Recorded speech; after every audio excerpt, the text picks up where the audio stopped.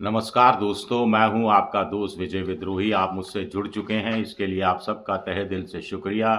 अगले 8-10 मिनट में आपसे जुड़े रहने की कोशिश करूंगा। विजय फैक्टर हमारे खास कार्यक्रम में आप सबका स्वागत है। आज हम बात करेंगे विजय फैक्टर में कुर्सी फैक्टर की, किस्सा कुर्सी का, जो महाराष्ट्र से लेकर बिहार तक फैला हुआ है, जिससे बीजेपी को दोनों जगह जूझना पड़ रहा है। कांग्रेस अब इससे मुक्त होती नजर आ रही है, क्योंकि कांग्रेस के पास मुख्यमंत्रियों की कुर्सियां ही कम पड़ी हैं। 3 कुर्सियां ही हैं देश भर में। तो क्या कुर्सी मुक्त कांग्रेस होती जा रही है? इस पर कभी आगे चर्चा करेंगे, लेकिन पहले एकनाथ शिंदे का कुर्सी प्रेम की चर्चा कर लेते हैं। कुर्सी चली चली गई, खिसक गई, बड़ी कुर्सी चली गई, छोटी कुर्सी मिल गई, लेकिन मलाल है साहब, मुख्यमंत्री नहीं रहे, मलाल है।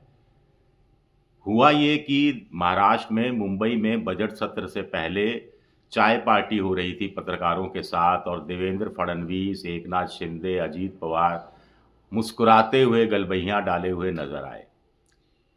इतने मतभेद हैं अंदर अंदर, लेकिन ऊपर से कैसे मुस्कुरा लेते हैं। ये कुर्सी मुस्कुराने के लिए मजबूर करती है।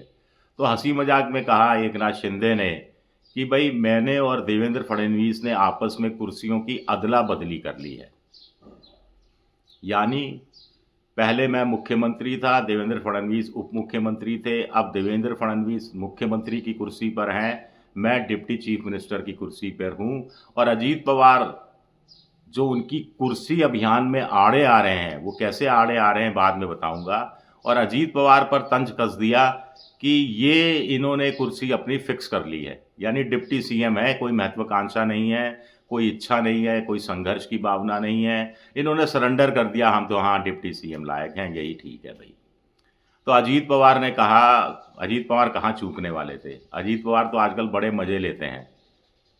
तो अजीत पवार ने कहा, क्या कहा ये पहले बाद में बताऊंगा, लेकिन जब मुख्यमंत्री के चयन की बारी आ रही थी, पत्रकार वार्ता में एकनाथ शिंदे, देवेंद्र फडणवीस और अ, अजीत पवार तीनों मौजूद थे, और अगले दिन शपथ ग्रहण समारोह होना था। तब तक ये डिसाइड नहीं हुआ था कौन बनेगा मुख्यमंत्री, कौन नहीं बनेगा मुख्यमंत्री। तो एकनाथ शिंदे से पत्रकारों ने कहा कि आप कल जाएंगे शपथ ग्रहण समारोह में? उन्होंने कहा मैं देखूंगा, अभी तो पूरी रात पड़ी है, पूरी शाम पड़ी है, सोचने के लिए बहुत टाइम है, देखूंगा, अभी तो बहुत टाइम है। तो फट फट से बीच में कूद पड़े, फुदक पड़े। तब देवेंद्र फडणवीस का चेहरा थोड़ा उतर गया था कि भाई ये क्या हुआ। लेकिन कूद पड़े थे अजीत पवार, और अजीत पवार और आगे बढ़कर कहा था भाई मैं तो जा रहा हूँ, मैं तो शपथ लेने जा रहा हूँ, मैं तो शपथ लेने जा रहा हूँ। अब ये भी मुंबई में अभी यही हुआ कि जब एकनाथ शिंदे ने कहा कि मैंने और देवेंद्र फडणवीस ने आपस में कुर्सियां बदल ली हैं और इनकी कुर्सी फिक्स है, इन्होंने अपनी कुर्सी फिक्स कर ली है, तो अजीत पवार के लिए कहा, तो अजीत पवार कहाँ चूकने वाले थे। तुरंत उन्होंने कहा कि एकनाथ शिंदे साहब, आप अपनी कुर्सी फिक्स नहीं करवा पाए। बस एकनाथ शिंदे की दुखती नब्ज पर हाथ रख दिया। अंदर अंदर रो दिए होंगे एकनाथ शिंदे, लेकिन ऊपर से क्या करते, मुस्कुराना ही था तो मुस्कुराते रह गए। लेकिन एकनाथ शिंदे की ये जो छोटी सी जो डायलॉग था, इसमें बहुत कुछ छुपा हुआ है। कुर्सी की अदला बदली हुई है, तो इसका मतलब आगे जाकर भी कुर्सी की अदला बदली हो सकती है। कुर्सी की चाह बनी हुई है। तीसरा पॉइंट, एकनाथ शिंदे ने साफ कह दिया कि वो डिप्टी सीएम की कुर्सी से चिपके रहना नहीं चाहते, यानी कोई ना कोई खेल करने के लिए तैयार रहेंगे, कोई मौका आया तो चौका जड़ने की कोशिश करेंगे और मुख्यमंत्री की कुर्सी हथियाने की, पाने की कोशिश करेंगे। वो अजीत पवार की तरह नहीं है। और अजीत पवार ने एक शब्द में, एक सेंटेंस में आप अपनी कुर्सी फिक्स नहीं कर पाए, ये कहकर बड़ा संदेश इनडायरेक्ट रूप से देवेंद्र फडणवीस को दे दिया कि भाई साहब, आपकी कुर्सी बनी रहे, मुख्यमंत्री की कुर्सी बनी रहे, इसकी गारंटी मेरी कुर्सी है। मेरी कुर्सी बनी रहेगी तो आपकी भी कुर्सी बनी रहेगी। क्यों?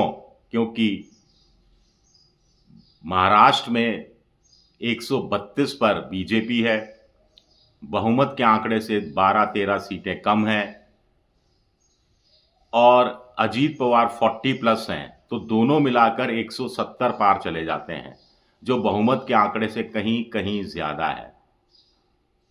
बाकी कितनी कोशिश कर लें, 288 में से बची हुई सीटें सारी की सारी एकनाथ शिंदे, शिवसेना, उद्धव ठाकरे, कांग्रेस, अजीत पवार की, वो शरद पवार की क्यों ना हासिल कर लें, वो इस आंकड़े तक नहीं पहुंच सकते, किसी भी कीमत तक नहीं पहुंच सकते। तो मजबूरी का नाम महात्मा गांधी जैसे कहा जाता है, तो अजीत पवार ने भी तंज कस दिया। लेकिन एकनाथ शिंदे को डिप्टी सीएम की कुर्सी बहुत पसंद नहीं आ रही, लेकिन ये कुर्सी भी कब तक रहेगी ये भी तय नहीं है। कुर्सी पाने की लालसा में पहुंच गए सुबह 4 बजे अमित शाह के यहाँ, जैसा कि सामना अखबार में छपा है। मैं इसकी कतई पुष्टि नहीं करता, क्योंकि 4 बजे तो मैं वहाँ मौजूद नहीं था। वहाँ जो सामना के संपादक है संजय राउत, हो सकता है वहाँ पर मौजूद हों। उन्होंने अपनी आंख से देखा और कान से सुना हो और रिकॉर्ड किया हो कि कैसे आए। साहब बहुत तकलीफ में हूँ। क्या हो गया? अरे मुझ बहुत दबाव पड़ रहा है। फडणवीस से चलिए बात करता हूँ। आपने मुझे कहा था मैं मुख्यमंत्री बनूंगा। अमित शाह ने जवाब दिया कि वो आप छोड़ दीजिए, मुख्यमंत्री वाला किस्सा आप छोड़ दीजिए। अब हमने तय कर लिया है कि बीजेपी का ही मुख्यमंत्री बनेगा, किसी आउटसाइडर को मुख्यमंत्री नहीं बनाया जाएगा। आप अपनी पार्टी को मर्ज कर लीजिए। मर्ज करने से मुझे क्या फ़ायदा होगा, शिंदे ने कहा। तो अमित शाह ने कहा कि हम ही ने तो आपकी पार्टी बनाई है, मर्ज कर लोगे तो आप मुख्यमंत्री की रेस में आ जाओगे। तब भी ये नहीं कहा कि मर्ज कर लोगे तो देवेंद्र फडणवीस को हटाकर या कुछ समय बाद आपको मुख्यमंत्री बना देंगे। कहा कि रेस में आ जाओगे। रेस में तो कई है, कई मुख्यमंत्री की रेस में कई घोड़े, कई गधे, कई बीच के लोग सब दौड़ लगा रहे हैं। आप भी दौड़ लगाते रहना। सियासी गधे, सियासी घोड़ों की बात कर रहा हूं मैं। तो अब देवेंद्र फडणवीस तो डिप्टी सीएम की कुर्सी पर भी एकनाथ शिंदे को नहीं देखना चाहते। वो जीरो टॉलरेंस के नाम पर एकनाथ शिंदे की सरकार के समय जो प्रोजेक्ट हुए, जो योजनाएं सैंक्शन हुई, जो ठेके दिए गए, जो टेंडर दिए गए, सबकी स्क्रूटनी करने में लगे हैं, जांच कराने में लगे हैं। जैसे कि एमएसपी पर जो कृषि जिनसों का खरीद का काम होता है, उसमें कैसे कमेटियां बनाई गई, उसमें उद्योगपतियों को और गैर किसान संगठन के नेताओं को भरा गया, पॉलिटिशियंस को भरा गया एकनाथ शिंदे ने कि सरकार के समय उसकी जांच हो रही है। एक आध और कूड़ा उठाने का टेंडर में घपला हुआ, एक ज़ीरो एक्स्ट्रा लगा दिया गया, 350 करोड़ की जगह 3,500 करोड़ कर दिया गया, ऐसा कहीं मैंने पढ़ा था। उसकी भी जांच हो रही है, तो वो उस कुर्सी को भी छोड़ना नहीं चाहते। अब एकनाथ शिंदे कैसे बचेंगे, क्योंकि कुर्सी तो वो फिक्स नहीं कर पाए। अजीत पवार की बात मान लीजिए, डिप्टी सीएम की कुर्सी पर बैठ जाइए फेविकॉल लगा के और फडणवीस से कहिए साहब मैं तो यहीं खुश हूं, जिंदगी चलती रहेगी प्यार से अगले 5 साल। लेकिन नीतीश कुमार की जिंदगी 5 साल इस तरह कुर्सी से चलती रहेगी बंद कर, ये तय नहीं है। बीजेपी कह रही है आप मुख्यमंत्री की कुर्सी पर बैठे हैं, चुनाव तक बैठे रहिए, आपकी कुर्सी को आगे आगे कर कर हम जनता से वोट मांगेंगे।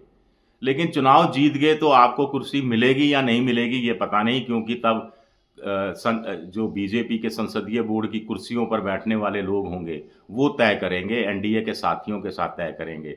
साथियों का कोई मतलब है नहीं, चिराग पासवान हो, चाहे उपेंद्र कुशवाहा हो, चाहे जीतन राम मांझी हो, वो उन कुर्सीधारी नेताओं की संसदीय बोर्ड के बीजेपी के नेताओं के सामने कितनी चलेगी, कहाँ तक चलेगी, ये आप भी जानते हैं, मैं भी जानता हूँ।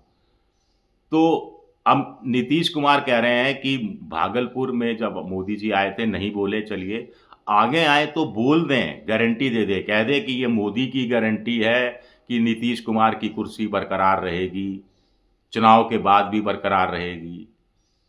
लेकिन वहां भी अमित शाह ने जो कथित तौर पर सामना के अनुसार एकनाथ शिंदे से कहा कि हमने तय कर लिया है कि अब आउटसाइडर मुख्यमंत्री नहीं बनेगा, बीजेपी का ही मुख्यमंत्री बनेगा।